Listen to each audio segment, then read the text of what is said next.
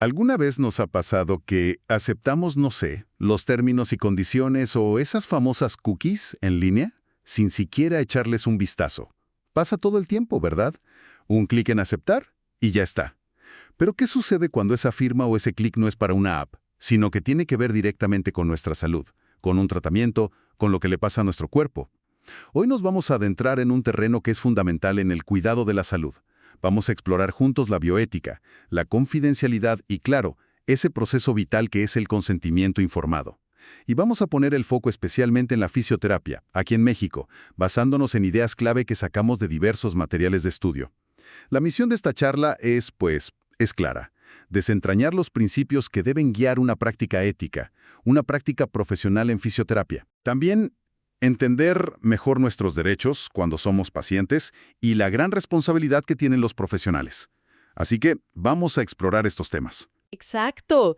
Y fíjate que es fundamental captar que no hablamos solo de seguir reglas al pie de la letra o de llenar papeles y ya.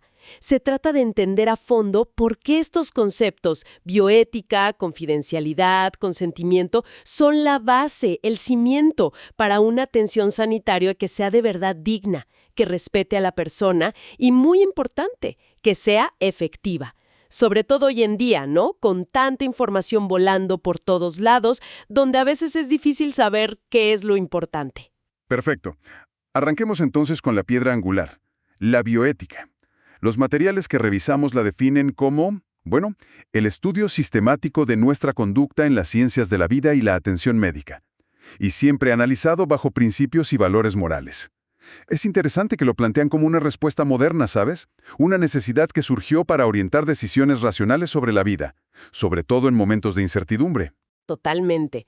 Y su enfoque es muy rico, viene de muchas disciplinas, no es un campo aislado. Exige pluralismo, o sea, estar abiertos a distintas miradas, exige racionalidad, autonomía, tanto del paciente como del profesional, ojo, y una buena dosis de pensamiento crítico. El método ideal que proponen estos textos se basa en la prudencia y en la responsabilidad.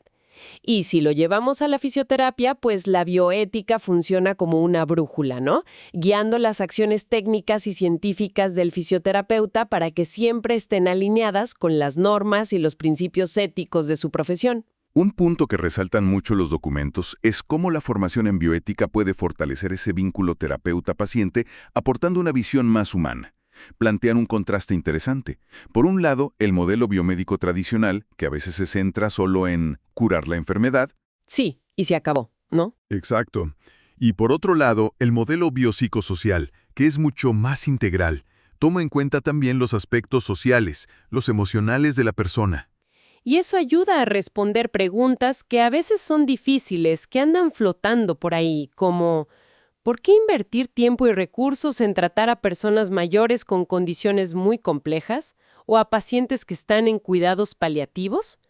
La bioética nos da una respuesta muy clara, porque todo ser humano merece un trato digno, independientemente de su edad, de su condición, del pronóstico que tenga. No se trata solo de curar, sino de cuidar. Y esa visión más humanizada tiene implicaciones muy prácticas en el día a día del fisioterapeuta. Por ejemplo, algo que mencionan los textos es la derivación oportuna. Exacto. Saber reconocer cuándo un caso, escapa a las propias competencias o necesita que lo vea otro especialista. Eso es fundamental. Daban un ejemplo muy claro. Si una alteración de la marcha parece tener un origen vestibular, pues lo ético es referir primero al otorrino, ¿no? No se trata de acaparar pacientes, sino de asegurar que reciban la atención que de verdad necesitan. Y también implica reconocer cuando un tratamiento, no está dando los resultados que esperábamos y hay que cambiar el enfoque o buscar otras opciones. Entendido. Otro aspecto práctico es la comprensión del proceso de recuperación. Así es.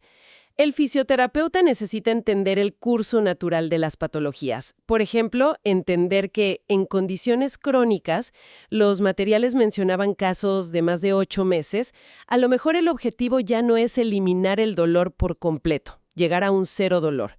Quizás el objetivo sea mejorar la funcionalidad, la calidad de vida, manejar los síntomas de una forma más realista. Y a veces eso implica enfoques distintos, tal vez más intensos, o incluso considerar opciones quirúrgicas si la fisioterapia ya llegó a su límite. Claro, pero llevar esta humanización a la práctica diaria, pues tiene sus retos, ¿no? Sobre todo al inicio de la carrera. Los textos mencionan ese impulso primitivo, digamos, que a veces genera como pereza o un rechazo inicial ante ciertos casos difíciles. Incluso comparten una anécdota, que parece bastante común, sobre cómo a los estudiantes a veces les asignan pacientes que otros profesionales con más experiencia prefieren evitar. Lo cual subraya algo que es crucial, la necesidad imperiosa de no juzgar y de garantizar el derecho a la salud para todos por igual. Se trata de encontrar un equilibrio, que es complejo. Ni caer en la indiferencia ante el sufrimiento del otro, pero tampoco sufrir con cada paciente al punto de quemarse emocionalmente. Es una habilidad que, según indican los textos, se va puliendo con la experiencia y con la reflexión constante. Muy bien, pasemos ahora a la confidencialidad y al consentimiento informado. Son dos temas que van muy de la mano. La confidencialidad, tal como la describen los materiales, es esa garantía esencial de proteger la información personal para que no se divulgue sin permiso. Se trata de limitar el acceso a esa información solo a quienes están directamente involucrados en el cuidado del paciente o en la investigación. Es un derecho básico. Por eso en investigación y en salud se suelen usar códigos o claves en lugar de nombres para mantener ese anonimato. Y aquí entra a jugar un papel clave el Comité de Ética en Investigación. Estos comités, explican los documentos, tienen la tarea de evaluar, y esto es importante, antes de que empiece cualquier estudio con personas, cómo se va a proteger su información. Y su trabajo no acaba ahí, ¿eh? También vigilan durante todo el proceso que esas medidas de confidencialidad se cumplan al pie de la letra. Son como los guardianes de esa privacidad. Ahora, el consentimiento informado. Las lecturas lo presentan como la manifestación concreta, tangible, del respeto a la autonomía de las personas en el ámbito de la salud. Y aquí viene un punto central, que lo recalcan una y otra vez. El consentimiento informado no es simplemente firmar un papel, no es un trámite, es un proceso continuo y gradual, un diálogo constante entre el profesional de la salud y el paciente. Exactamente, no es un evento único. Es una conversación que puede ir cambiando, evolucionando, y se basa en dos pilares fundamentales. El primero es el derecho a la información. La información que se da debe ser clara, debe ser veraz, suficiente para que la persona pueda tomar una decisión, oportuna, o sea, que llegue a tiempo, y objetiva. Debe cubrir aspectos clave como, la naturaleza de la enfermedad o la condición, en qué consiste el procedimiento que se propone, sea diagnóstico o terapéutico, cuáles son sus riesgos potenciales y los beneficios que se esperan, la duración aproximada y, muy importante, si existen otras alternativas de tratamiento. Y es vital que esa información sea de verdad comprensible. Un ejemplo que me pareció muy fuerte de los materiales es la necesidad de explicar una cirugía compleja con todo detalle, quizás hasta usando dibujos para asegurar que la persona realmente entienda. Lo contrastaban con situaciones donde uno simplemente firma algo, como el ejemplo que mencionaban del test de VIH, sin realmente captar las implicaciones. O el ejemplo más cotidiano que surgió en las discusiones, cuando aceptamos permisos en las apps sin leer, como ese caso que se comentaba de Instagram o Facebook supuestamente usando micrófonos para mandarte publicidad. La falta de comprensión informada tiene consecuencias. Aguas. Totalmente. Y el segundo pilar es la libertad de elección. Una vez que la persona ha sido informada adecuadamente, de manera que de verdad entiende, tiene la libertad de decidir si da o no su consentimiento para el procedimiento. Su autonomía debe ser la prioridad. Y este proceso, que suena muy lógico en papel, pues se enfrenta a situaciones bien complejas en la práctica real. Una de ellas es el llamado privilegio terapéutico. Esto pasa en urgencias cuando es imposible obtener el consentimiento del paciente porque está inconsciente, por ejemplo, o de sus familiares de forma inmediata. En esos casos, el personal médico puede actuar para salvar la vida o estabilizar al paciente. Pero ojo, tiene la obligación ineludible de informar con todo detalle sobre lo que se hizo, tan pronto como sea posible. Se contaba esa anécdota de un estudiante del área de salud que, al ver que su mamá tenía baja saturación de oxígeno después de una cirugía, actuó rápido para gestionar la intubación por la urgencia. El consentimiento se formalizó después. La urgencia justifica la acción inicial, pero no quita la necesidad de informar. Claro, es una acepción justificada. También está el tema de los riesgos inherentes. Toda intervención médica, por mínima que parezca, siempre lleva algún riesgo. Mencionaban el ejemplo clásico de la anestesia. La respuesta del cuerpo humano tiene un componente impredecible. Incluso si todo parece ir bien, como en la compatibilidad para trasplantes, las cosas a veces se pueden complicar inesperadamente. Otro obstáculo frecuente son las barreras de comunicación.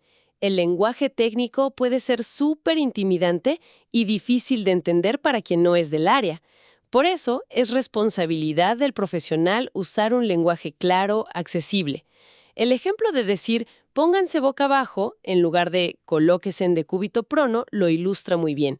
Pero también, del lado del paciente, está la importancia de preguntar hasta entender bien, aunque a veces factores culturales como la pena o la misma urgencia de la situación lo hagan difícil. Y no podemos olvidar la documentación rigurosa. El documento escrito, la hoja de consentimiento firmada, es el respaldo de que ese proceso de información sí se hizo. Es crucial documentar todo en el expediente clínico. Las explicaciones dadas, las complicaciones inesperadas, todo. Mencionaban la anécdota de tener que explicar detalladamente por qué aparecieron moretones después de una cesárea complicada con forceps. Esa comunicación y esa documentación clara ayudan a prevenir malentendidos y posibles acusaciones, como la de violencia obstétrica que se mencionó. Y finalmente está la toma de decisiones sustituta. ¿Qué pasa cuando el paciente no tiene la capacidad de decidir por sí mismo, ya sea por edad, por su estado mental, porque está inconsciente? Pues ahí los familiares o los tutores legales son quienes asumen esa responsabilidad. El ejemplo que daban de una mujer embarazada inconsciente durante el parto ilustra lo complejas que pueden ser estas situaciones, donde otros tienen que tomar decisiones críticas en nombre del paciente. Volviendo un poco a la confidencialidad en la práctica diaria, un punto importante que se subraya es que la información del paciente es exclusiva del equipo que lo está tratando y del propio paciente. Punto. No debería ser tema de conversación casual en los pasillos o en la cafetería. Se critica esa práctica, que a veces se ve, de compartir detalles que podrían identificar a un paciente. Fíjate que tuve un caso con doña María de tal colonia. En lugar de usar ejemplos clínicos anónimos para enseñar algo, paciente femenino de 50 años con capsulitis adhesiva que mostró. Ya algo muy relevante hoy en día, en la era digital, tomar fotografías de pacientes. Esto requiere un permiso explícito y muy claro. No solo del paciente, sino también, dependiendo de dónde se esté, del supervisor o de la institución. Y si esas imágenes o testimonios se quieren usar para promocionar algo, en redes sociales, en una página web, en folletos, la cosa se pone más seria. Ahí se necesita una autorización formal, mencionando incluso entidades como COFEPRIS o la Secretaría de Salud. No es tan simple como subir una foto del antes y después y ya. Para darle un marco a todo esto que hemos platicado, es útil dar un vistazo rápido al respaldo legal que existe en México, según lo señalan los materiales. No se trata de recitar leyes, sino de entender cómo sustentan estos principios éticos que hemos discutido. Exacto. Tenemos, para empezar, la base de todo, la Constitución Política. Su artículo 4 consagra el derecho a la protección de la salud, que es un concepto muy amplio y que sin duda incluye la rehabilitación. Y el artículo 5 habla de la libertad de profesión, pero establece que la ley dirá cuáles profesiones necesitan un título para ejercerse, como es el caso de la fisioterapia. Esto le da un reconocimiento formal importante. Luego está la Ley General de Salud, LGS, que es como la columna vertebral de la regulación sanitaria en México. Es interesante cómo su artículo 3 menciona la rehabilitación como materia de salubridad general, reconociendo su importancia para la salud pública. Pero el artículo 79 es particularmente clave para la profesión, porque reconoce explícitamente a la terapia física como una actividad profesional que requiere conocimientos específicos. La eleva más allá de ser solo una ocupación técnica y le da un mayor peso y responsabilidad legal. Además, El artículo 174 obliga a que existan servicios de rehabilitación. Y no podemos olvidarnos de las normas oficiales mexicanas, las famosas NOMS. Para quien no esté tan familiarizado, son regulaciones técnicas que pone el gobierno y que son obligatorias. Dictan los requisitos mínimos de calidad y seguridad para productos, procesos, servicios. Hay varias NOMS que tocan aspectos relevantes para la fisioterapia. Por ejemplo, las que establecen criterios para atender a personas con discapacidad. Es la NOM 015. Las que dicen qué infraestructura deben tener las áreas de rehabilitación en los hospitales. Esa es la NOM 016 o las que hablan de criterios de accesibilidad, la NOM 030. Pero hay una NOM que es absolutamente central para todo lo que hemos hablado. La NOM 004, la del expediente clínico. ¿Por qué es tan crucial? Porque esta norma obliga a registrar de manera detallada y sistemática toda la atención que se le da al paciente. Y eso incluye, de forma explícita, el proceso de consentimiento informado, las notas de evolución, las hojas de indicaciones, todo. El expediente es la prueba documental de que se actuó con diligencia y respetando los derechos del paciente. Y este marco legal se complementa con el reglamento de la propia Ley General de Salud, que ya detalla más la necesidad de tener título y cédula profesional para poder ejercer.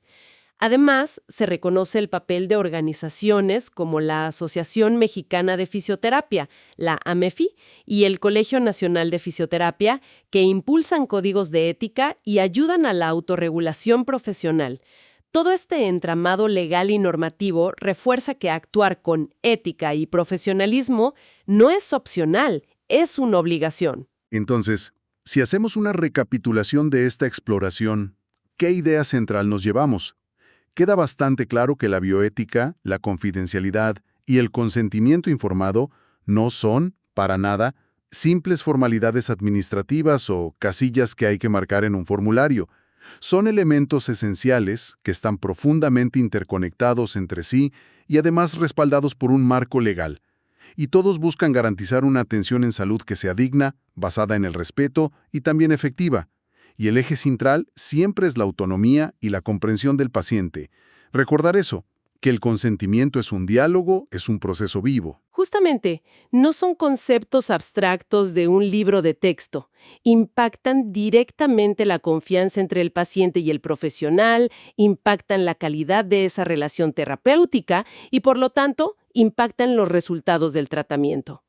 Por eso, exigen una reflexión constante de parte de los profesionales, un esfuerzo continuo por humanizar la práctica y por aplicar el pensamiento crítico en cada interacción que tienen. No es algo estático, es un compromiso dinámico. Y para dejar una idea resonando, una reflexión final. Los materiales mencionan así, como de pasada, las diferencias que a veces existen en la práctica, quizás entre distintas regiones o instituciones aquí mismo en México, las diversas interpretaciones de las normas y esas inevitables zonas grises donde la respuesta ética no es un simple sí o no. Esto nos lleva a preguntarnos algo, ¿no? Más allá de las leyes escritas y del consentimiento firmado, ¿cómo navegamos esas áreas éticas grises que surgen de las barreras de comunicación, de las diferencias culturales en cómo entendemos la salud y la autonomía, de las expectativas que no se dicen o incluso de las limitaciones del propio sistema de salud? ¿Dónde termina la responsabilidad de la institución o del profesional y dónde empieza la nuestra como individuos informados y activos en el cuidado de nuestra propia salud? Una pregunta profunda, sin duda, para seguir reflexionando. Muchas gracias por acompañarnos en este análisis detallado. Hasta la próxima.